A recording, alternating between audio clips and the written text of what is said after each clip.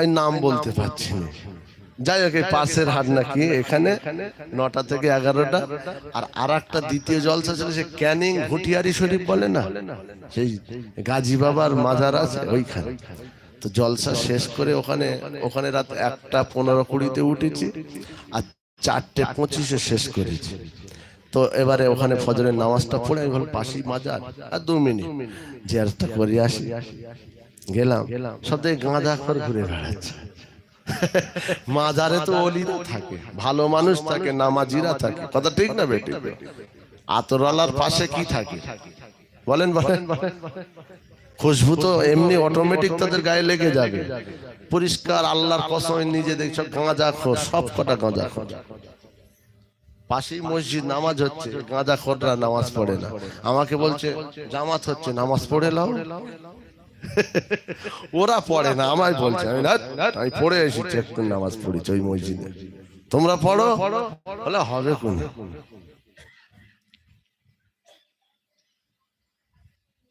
ও ভাইজানেরা, নবী সাহাবী উসমান রাদিয়াল্লাহু তাআলা আনহুকে জিজ্ঞাসা করলেন, ও ভাই উসমান, আপনি কবরের পাশ দিয়ে যাবার সময় দাঁড়িয়ে দাঁড়িয়ে এত রোনাজারি কেন করেন, এত কান্নাকাটি কেন করেন? ভাই উসমান, আমার নবী তো আপনাকে জান্নাতের সার্টিফিকেট দিয়ে গেছে, আপনি এত কাঁদেন, আপনি তো জান্নাত। ও ভাই জানেরা, নবী সাহাবী, আমার নবী জামাতা জানাকে জিন্নুরাইন বলা হয়, 2 নূরের অধিকারী। আমার নবী সাহাবী উসমান গনি বলেছিলেন, ও নবী সাহাবীরা, তোমরা কি এটা জানো আমি উসমান মদিনার মসজিদে নবী ওয়াজ করেছিল, আখিরাতের প্রথম ধাপ মানজিল বর্ডার হলো কবর, আউয়ালু মানজিলি মানাজিল ওই বর্ডারে যদি কোনো মানুষ আটকে যায়, ওখানে ধরা পড়ে যায়, তাহলে আখিরাতের তামাম সমস্ত মাকাম মানজিলে ধরা পড়ে যাবে। আমি উসমান এই কথাটা শোনার পরে যখন কাঁচা কবরের পাশ দিয়ে যায়, আমি ওই কবরের কথাটা আমার মনে হয় না জানি, যদি এই বর্ডারে আটকে যায় আমি উসমান বরবাদ হয়ে যাব, ধ্বংস হয়ে যাব। এখানে যদি আমি ছাড় পেয়ে যায় আখিরাতে তাহলে ছাড় পেয়ে যাব। আমি উসমানের জান্নাতে সার্টিফিকেটের কথা আমার মনে পড়ে না। আমি উসমান ওইখানে দাঁড়িয়ে দাঁড়িয়ে তাই আযাবে কবরের ভয়ে আল্লাহর কাছে রোনাজারি করি। আরে কবর খুঁড়তে খুঁড়তে খৈনি ডলছে, মনে হচ্ছে ভুল বলছি আমি। আপনাদের এদিককারের মানুষ আলাদা, একটু চৈশোনা ওদিকে সব। আবার ওদের বললে বলবে অসুবিধে নেই কিছু, ওরা ফতোয়া দিচ্ছে, বলছে কোনো অসুবিধে নেই। 22 বছর পড়াশোনা করেছে, সে ফতোয়া দিতে পারে না? মুফতি না পাস করলে ফতোয়া দিতে পারবে? কথা বলেন। আর ও কবরে বসে ডলছে আর বলছে অসুবিধে নেই, মানে ও পুরো কয়েল পর্যন্ত জ্বলে গেছে, কিচ্ছু নেই।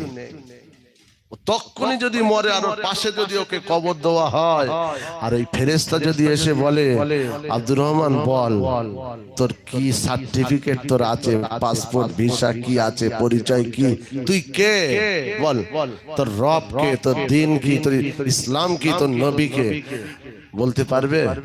কথা বলেন। অত সহজ?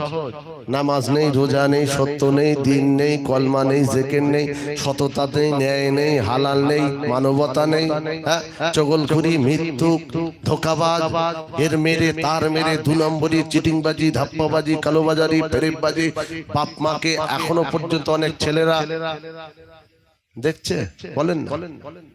বাইরে অনেক ছেলে থাকে তো বাপ মাকে দেখে না। এই সব করে করেই তো শেষ করে দিলে সারা জীবন। নিজের গাড়ি, নিজের বাড়ি, নিজের নিজের সম্পত্তি, নিজের টাকা, খালি আমার আমার আমার, এই চিন্তায় মাথা খারাপ। ওই চিন্তাটা তোমার কে করবে? আজ বাদে কাল তুমি যে মরে যাবে, হ্যাঁ, যে কোনো মুহূর্তে আইনামা তাকুনু ইদরিকুকুমুল মাউত, যেখানে থাকবে মওত তোমার সঙ্গে মোলাকাত করবে। লা ইস্তাখিরুনা সাআতাও ওয়া লা ইস্তাকদিমুন, এক সেকেন্ড ঘড়ির কাঁটার এদিক ওদিক হবে না।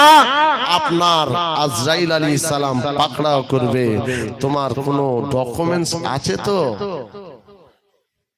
না আমি ফুরফুরার মুরিদ, ঝেঁটা পেটা করবে না, আমি অমুক দরবারের মুরিদ, মুগুর মারবে মাথা, ওখানে মুরিদের বিচার নয়। কি কথা বুঝে আসছে? কোথাকার কে মুরিদ ওটা বিচার নয়, তোমার আমল আছে কিনা, সততা, ন্যায়, হক, হালাল আছে, তুমি যে মানুষ, মানুষের মতো মানুষ কিনা, এটাই তোমার পরিচয়। ঠিক বলছো না ভুল বলছো? আর এ পরিচয়টা অর্জন করতে গেলে এই সমস্ত পীরের দরবারে যেতে হয়, পীর ধরতে হয়, আলেমে হাক্কানি সোহবত নিতে হয়। যদি নেওয়া যায় তুমিও তাদের মতো যোগ্য মানুষ হয়ে তাদের সঙ্গেই তুমি কিয়ামতের ময়দানে হাসরে জায়গা পাবে। সুবহানাল্লাহ। এই জন্য আমরা পীর ধরি। কথাটা কি ক্লিয়ার হলো? আমি বলিনি যে ফুরফুরায় যাবেন না বা পীর ধরবেন না, পীর ধরতে হবে, যে যোগ্য আলেম সংস্পর্শে যেতে হবে। ও ভাইজানেরা, নওজওয়ানেরা, যুবকেরা, আল্লাহ নবী সাহাবায়ে কেরামদের বলা হলো, ও আমার সাহাবীরা, দুনিয়া চাও না আখিরাত চাও? ইয়া রাসূলুল্লাহ, আমরা আখিরাত চাই, আমরা দুনিয়া চাই না। নবী আমার সাহাবায়ে কেরামদের বললেন, বাবা তাহলে তোমরা জিহাদের ময়দানে যেতে হবে, জিহাদে কি তোমরা যেতে চাও? ইয়া রাসূলুল্লাহ, হাবিবাল্লাহ, জিহাদের ময়দানে যাব। আমার নবী বললেন, বাবা ওই জিহাদে গেলে তোমার দুনিয়া লস হবে, দুনিয়ায় অনেক ক্ষতি হয়ে